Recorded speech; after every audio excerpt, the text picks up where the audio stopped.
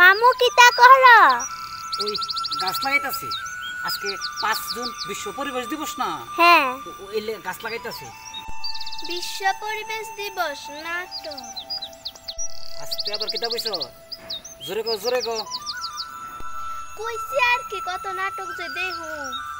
কোনটা নাটক? তুমি বইয়ে পড়ছো না গাছ লাগানোর কত উপকার? কিতা উপকার শুনি?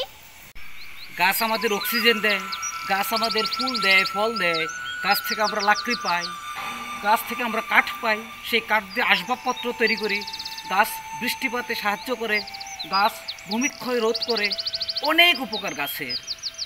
কত বুঝো, একদিন গাছ লাগাইবা 364 দিন গাছ কাটবা।